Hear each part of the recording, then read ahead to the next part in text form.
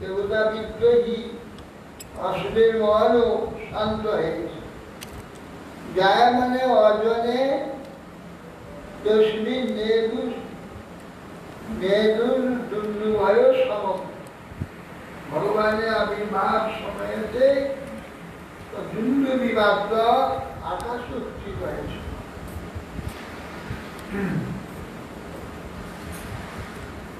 যোগু কিন্নরা গন্ধর্বাস পৃষ্ঠভূ সিদ্ধ চারণা বিদ্যা ধৈর্যস্যা নন্দেতু অপ্সরু বিষ্ণুদা।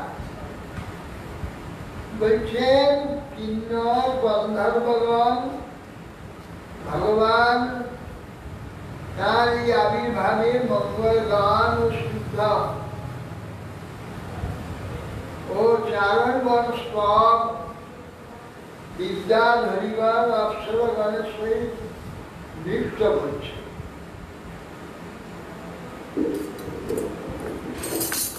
মুমুক্ষুর দেবা মগাংশি মুদান্বিতা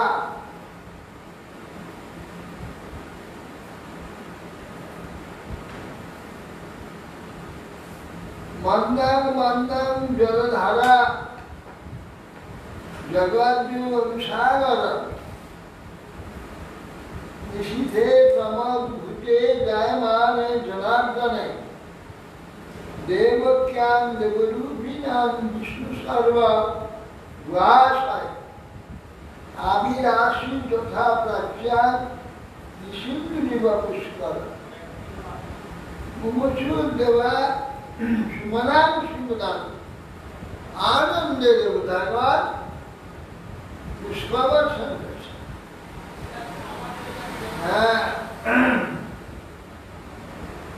যারা এই যে ভগবানের আবির্ভাব সময় নিশীথ নিপ্রহ এই সময় তার আবির্ভাবে যে জাগরণ যে আপনারা জেগে রয়েছেন, এই জাগরণ বাস্তব যে নিদ্রা মায়া ঘুমঘোর, এই মায়া নিদ্রা থেকে মুক্তি হয়ে যায়। ভগবান মায়া নিদ্রা মুক্তি দেবেন। ভগবান আবির্ভাবে জাগরণ, জাগরণ মানে চেতনের জাগ্রত অবস্থা, মায়াকে দূরে ফেলে দিয়ে আপনারা চেতনকে জাগৃত করেছেন। এই জন্যে আনন্দে দেবতাগণ মুমুক্ষুর মুনয়া দেব সুমনাংশি মদান্বিতা অপূর্ব পুষ্পবর্ষা হচ্ছে মন্দং মন্দং জলধারা জগৎ সাগর। একটু আগে বলেছেন তখন আকাশ নির্মল ছিল এবং তারকারাজি প্রস্ফুটিত ছিল। একটু পরে বলছেন তখন আবার আস্তে আস্তে ঝিমঝিম ঝিমঝিম আবার বৃষ্টি হচ্ছে। মেঘ সমুদ্রের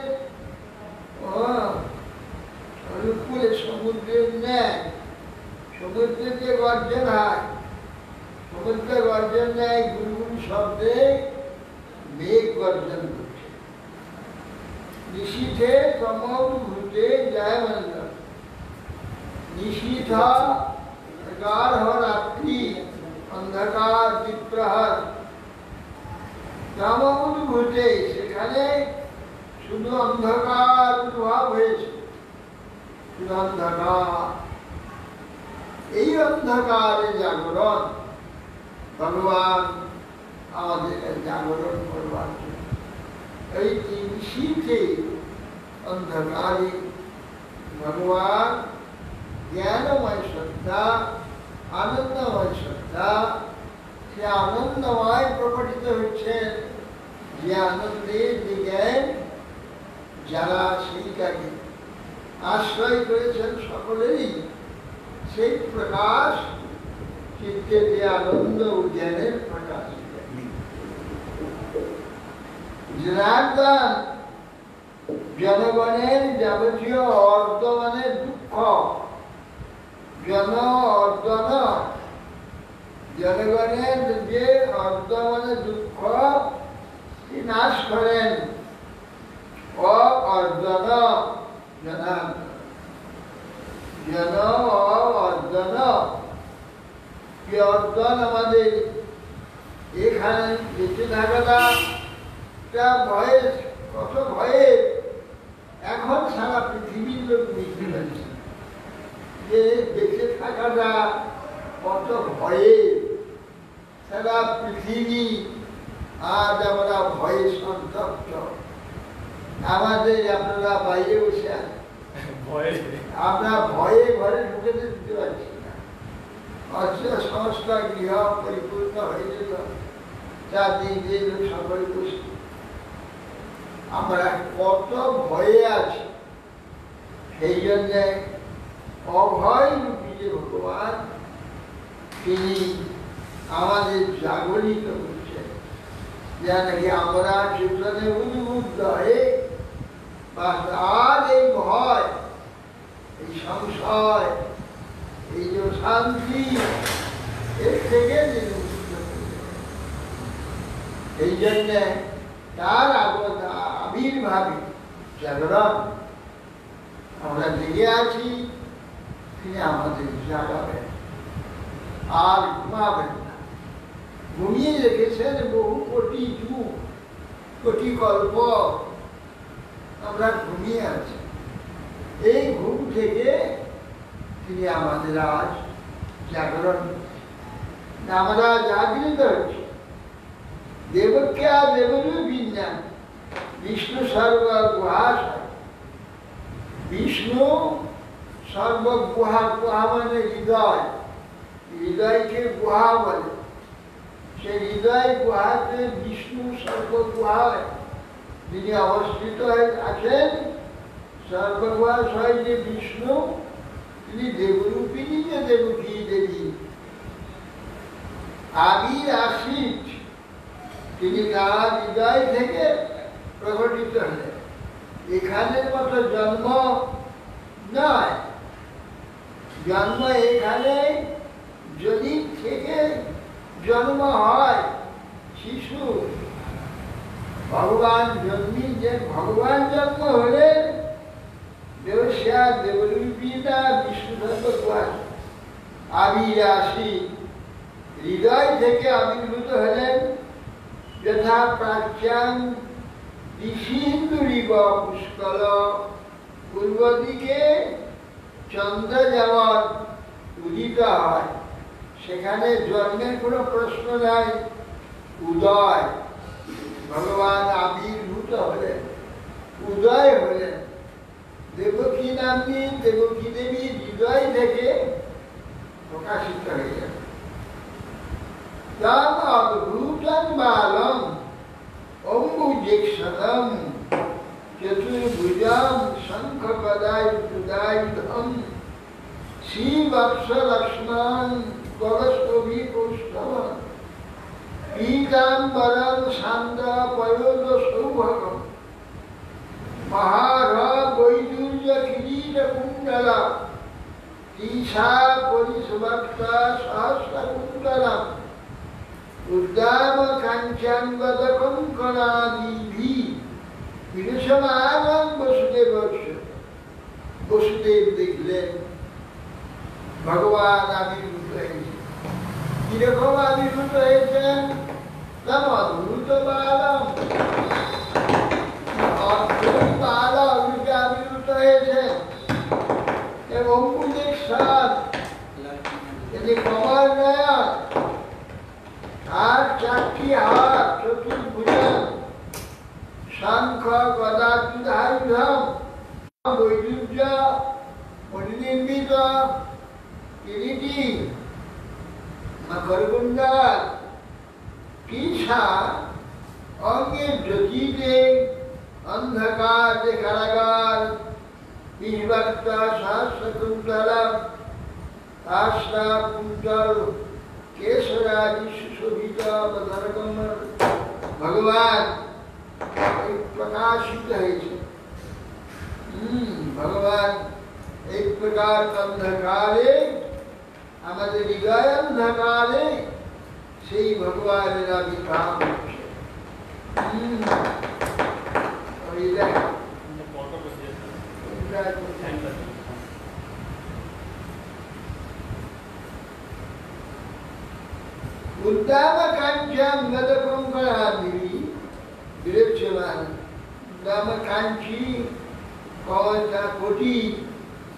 কোটি দেশের যে আভরণ, কাঞ্চি আমরা কোটি ভূষণ, কোমরে কোমরে অপূর্ব ভূষণ যুক্ত কাঞ্চি রাম কঙ্করাদি ভাস্তে স্বর্ণকঙ্কর।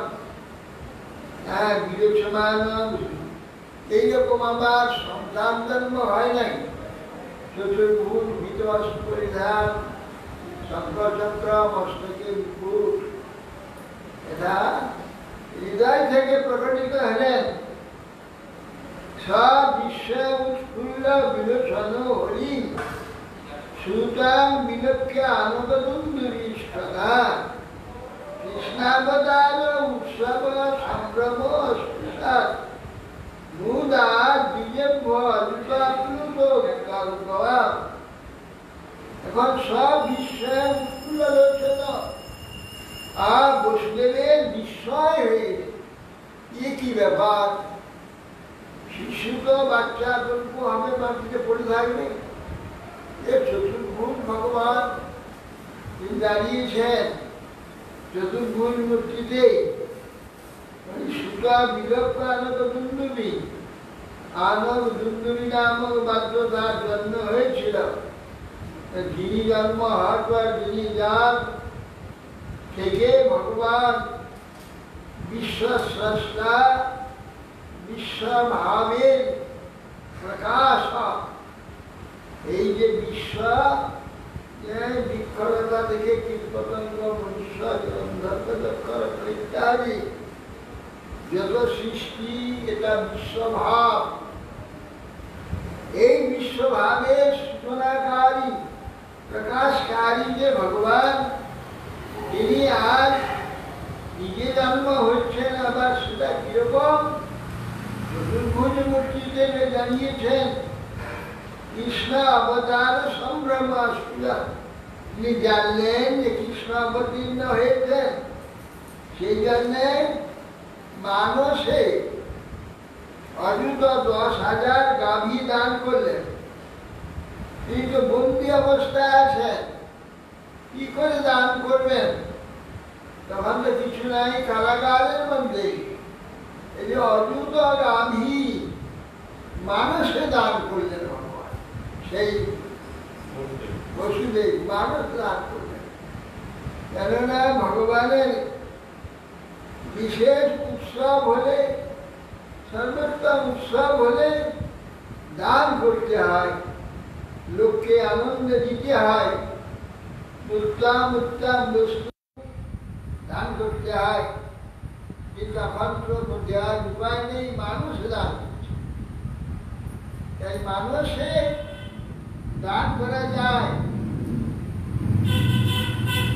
এই জগতে যা কিছু সৃষ্টি হয়েছে, ভগবান সব মানুষ থেকে সৃষ্টি করে, তার মানুষ থেকে প্রকটিত। সিদ্ধ যে ঋষিগণ, তারা দেখবেন মানুষ থেকে সব সৃষ্টি করে যায়, ইচ্ছা মাত্রই সৃষ্টি হয়ে যায়। এই জন্যে মানুষে ভগবানের। কেউ যদি বাইরে প্রবল বাধা সৃষ্টি আছে, ভগবান ভজন করতে পারছে না, ভগবানের সেবা করা যাচ্ছে না, সেই ব্যক্তি যদি মানুষে ভগবানের সেবা করে, সেটা তো কেউ বাধা দিতে পারবে না। বাইরের বস্তু, সম্পদ, অর্থ, এইগুলো ব্যয় আদি বা খরচ করলে সেখানে বিরোধ সৃষ্টি হয়, দিতে দেয় না, বাধা সৃষ্টি করে। যে মানুষে যদি আমি ভগবানের সেবা করি, কি বাধা দেবে? ওখানে বাধা দেওয়ার ক্ষমতা কেন? যে মানুষ এই ভগবানের সেবা করা যায়, সবার বেশি বড়। প্রত্যক্ষের যে বস্তুগুলো আমি এখানে দেই, নানা দোষ থাকে, নানা দোষার দোষযুক্ত। মানুষের যে বস্তু দান করবো, যে বস্তুতে ভগবান সেবা করবো, সেসব বস্তু শুদ্ধ, তার মধ্যে কোন প্রকার গলদ নেই। এই জন্য মানুষে ভগবানের উত্তম সেবা করা যায়। এই জন্য মনে মনে 10,000 গাভী দান করে দিলেন। হ্যাঁ, অর্থ এরম অবধার্য পুরুষান পরম গীতাঞ্জলি স্বরচিষা ভারত স্পিতাগৃহম বিরচয়ন্তং বতমি প্রভাববি। অর্থ এরম অষ্টৌদ্ধার্য পুরুষা। বসুদেব জানলেন, আরে এ তো সাধারণ ব্যাপার নেই, সাধারণ বালকের জন্মটা নয়, এ তো অবধার্য পুরুষম, পুরুষোত্তম ভগবান, তিনি জন্ম হয়েছেন। পরম তিনি নত হয়ে, তিনি জানু নত হয়ে জোড়হাত পূর্বক পিতাধি হয়ে, নতাঙ্গ হয়ে কৃতাঞ্জলি হয়ে স্বরচিষা ভগবত অঙ্গ খান্তিতে চিন্ময় আলোতে সেই কারাগার উদ্ভাসিত আলোকিত হয়ে গেছে। বিরচয়ন্তী প্রভাববিদ, তার যে এই চমৎকার প্রকাশ, এই প্রভাব সম্বন্ধে বসুদেব জ্ঞান আছে, সে অনুভব করলেন। স্বয়ং ভগবানের আবির্ভাব, স্মৃতিকার ঘর আলো দীপ্তিতে উজ্জ্বল কারি সেই বালকে তিনি নতাঙ্গ হয়ে জোড়হাত করে স্তব করছেন। বসুদেব কি বলছেন? শ্রী বসুদেব উবাচ বিদিত শ্রী ভগবান সাক্ষাৎ পুরুষ প্রকৃতে পরঃ কেবলানুভবানন্দ স্বরূপ সর্ববুদ্ধিন্দ্রি। শ্রী বসুদেব বলছেন, বিদিত শ্রী প্রভু, আপনি এ সকলের কাছে প্রকাশিত হয়ে গেছেন।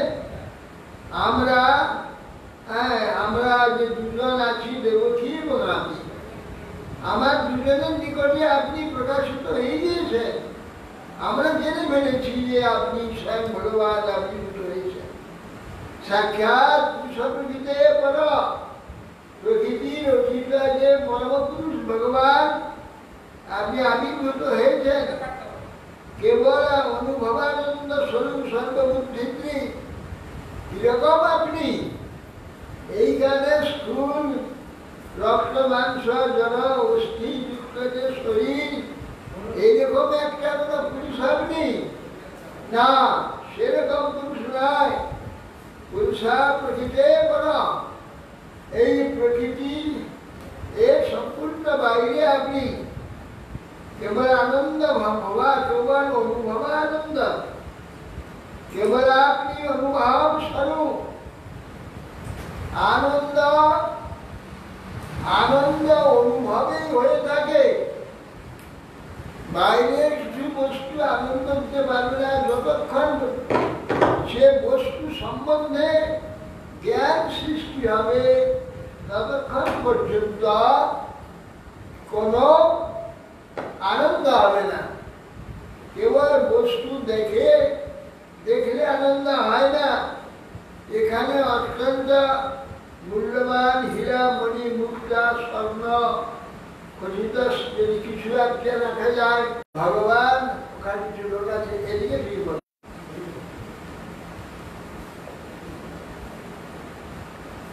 আনন্দটা কেবল অনুভব। যত অনুভব করবে তথা আনন্দে ডুবে যাবে। আর ভগবানের এই যে সৃষ্টি চমৎকারিতা, যে সৃষ্টি বৈচিত্র্যতা, এই যে চমৎকার যত অনুভব করবে তত আনন্দ হবে। আনন্দ যত ভগবানকে জানবে, ভগবানের চমৎকারিতা জানবে, তত আনন্দে ডুবে যাবে। কিরকম আনন্দ সামনে অনুভব দেখুন। আমরা সকলেই কয়জন রয়েছি, আমরা দেখুন প্রত্যেকে নতুন নতুন, একজন একজন সঙ্গে মিলছে না, সব আলাদা। এই যে কি চমৎকার, একই সৃষ্টি, একই অঙ্গ, একই শরীর, অথচ কোনটা মিলছে না। আমাদের যে মুখাবয়ব এক, সেই একই মুখাবয়বে কারোর সঙ্গে রয়েছে। এই যে তার সৃষ্টির চমৎকারিতা কি করে হচ্ছে আমরা কেউ বুঝতে পারবো না। এই যে অনুভব, এটা কিভাবে তিনি করছেন, এইটা সেই যে ভগবান এই প্রকার অনুভব। ভগবান এই বিশ্বের সৃষ্টিটা, প্রত্যেকটি বস্তু দেখুন আলাদা আলাদা আলাদা। বৃক্ষ সব দেখুন আলাদা, একই জাতির বৃক্ষ সারি করে লাইন করে তৈরি করছে। দেখুন কোন বৃক্ষের সঙ্গে কোন বৃক্ষটা মিলবে না। কি অপূর্বতা, সৃষ্টির চমৎকারিতা! এই জড় মাটিকার পাথর দিয়ে এত সুন্দর তৈরি করতে পারেন যে চিন্ময় জগৎ কত সুন্দর, সূক্ষ্ম জগৎ কত সুন্দর। সুর মাটিকার পাথর দিয়ে এত সুন্দর হতে পারে, এ দিয়ে যদি এত সুন্দর বানাতে পারেন, চিন্ময় জগৎ কত সুন্দর হবে। অতএব সেই ভগবানের যে এই চমৎকারিতা, তার যে এই বিচিত্র মহিমা, একে বলা হয় যশ। এই যশে জয়াসক্তা ভগবত ঐশ্বর্য, তার যশ কোনটা? এইগুলি তার যশ। ভগবত যশটা এই দেখুন কি তার মহিমা, সৃষ্টি চমৎকারিতা কিভাবে হচ্ছে এগুলো। আর আমরা বলছি বাবা এই তো প্রকৃতি তৈরি করছে। আরে প্রকৃতিকে, প্রকৃতি তৈরি করছে, একটাই তো প্রকৃতি। একরকম সূর্য উদয় হয়, একরকম অস্ত যায়, একরকম ঋতু পরিবর্তন হয়, একরকম 1 ঘন্টা 2 ঘন্টা পেরিয়ে যায়, সাড়ে একই। এই একইতে এত চমৎকারিতা কি করে হচ্ছে? এই একইতে, একের মধ্যে এই ভগবানের অনুভব। বলছেন কেবল অনুভবানন্দ স্বরূপ। ভগবান কিরকম? এইরকম কাঠ পাথর, রক্ত মাংস, একটা শরীর ভগবান নয়। ভগবান অনুভবানন্দ স্বরূপ। কেবল অনুভব হবে, তত প্রত্যক্ষ হবে সেই ভগবান। অনুভবানন্দ আপনি সেই বসতে বলছেন প্রভু আপনি কেবল অনুভবানন্দ স্বরূপ। সব সৎকৃত সপ্রকৃতম খ্রিস্টাব্দে ত্রিগুণাত্মকম তদনুত্তাং হি অপ্রতিষ্ঠা প্রতিষ্ঠাইব ভাগ্যস্য। তাহলে আপনি এই যে নিজের প্রকৃতি সৃষ্টির পূর্বে ত্রিগুণাত্মকম তদনুত্তাং হি অপ্রতিষ্ঠা প্রতিষ্ঠিত ভাগ্যস্য। ছিল তো মাত্র 3টা গুণ, সত্তা রাজা তম 3টি গুণ আছে। বলে এর মধ্যে তো কিছু দেখা যায় না, কিন্তু এই 3টা মিলে এর মধ্যে আপনি প্রবিষ্ট হয়ে গিয়েছেন, যার ফলে জগতের সমস্ত বস্তু ত্রিগুণ সৃষ্ট, কিন্তু এই ত্রিগুণ কি করে জড় প্রকৃতি কি করে সৃষ্টি করবে? কিন্তু আপনি তার মধ্যে প্রবিষ্ট হয়েছেন। কিভাবে প্রবিষ্ট হয়েছে? বলে অপ্রবিষ্টের নেই প্রবিষ্ট। কেন? এটা প্রবিষ্ট হলে যদি জড় হয়ে যায়, ভগবানের কি ভগবত্তা চমৎকারটা থাকবে? জড় তো আমাদের নিকটে রয়েছে, জড় বস্তু। ভগবান তার মধ্যে প্রবিষ্ট হয়ে অপ্রবিষ্ট থাকেন, স্পর্শ করে না ভগবানকে। কিন্তু তিনি না থাকলে এগুলো সৃষ্টি হবে না। যথা ইমে বিকৃতা ভাবাস তথাতে বিকৃতই নানা বীর্যা পৃথক ভূতা বিরাজ জয়ন্তী। বলছে যথা ইমে বিকৃতা ভাবা, এখানে যে বস্তুগুলি সবই বিকৃত। যেমন মাটি বিকৃত হয়ে বৃক্ষে পরিণত হয়। ছিদাটা এতটুকু সরষের মতো একটা বীজ, সেই বীজটা জল স্পর্শ হলে ধীরে ধীরে সে বিকৃত হতে আরম্ভ করে, এটা বৃক্ষে পরিণত হয়ে চমৎকার সে সুন্দর রূপে সৃষ্টি হয়। কিসের সৃষ্টি হলো? যথা অবিকৃত ভাবা, হ্যাঁ, তথা অবিকৃত ভাবা, ভাবাস তথাতে বিকৃত ঈশ্বর। তাই অবিকৃত ভাবা কি? মাটি, জল, আকাশ, তেজ, বায়ু, এটা দেখছি, এগুলো কোনো বিকার দেখা যাচ্ছে না, ঠিক যেমন তেমন রয়েছে। কিন্তু এই যে অবিকৃত বস্তুগুলি পাঁচটা এক জায়গায় করে দিলাম, তার মধ্যে একটা বীজ দিয়ে দিলাম, সঙ্গে সঙ্গে অঙ্কুর দিয়ে সুন্দর বৃক্ষ রূপে গঠিত হল। ধীরে ধীরে বাড়তে আরম্ভ। অবিকৃত ভাবা, এই যে বস্তুগুলো কেমন সুন্দর বিকৃত হয়, হ্যাঁ, চমৎকার সৃষ্টি হয়ে গেল। কি করে? নানা বীর্য পৃথক ভূতা বিরাজন জয়ন্তী। আপনি নানা বীর্য, নানা প্রকার যে শক্তি পৃথক পৃথক বিরাজ করতে আরম্ভ করলেন। একটা গাছ হইলে শুধু শুধু গাছে পাতাটা নয়, তার ডাল, শাখা, প্রশাখা, পত্র, কিশলয়, তারপরে তার পুষ্প কুড়ি, পুষ্প প্রস্ফুটিত হয়ে ফল, কত রকমের সৃষ্টি হচ্ছে। একটা বৃক্ষে একটাই সৃষ্টি নয়, তাতে কত রকমের সৃষ্টি হচ্ছে। এইগুলি নানা বীর্য পৃথক ভূতা বিরাজন জয়ন্তী।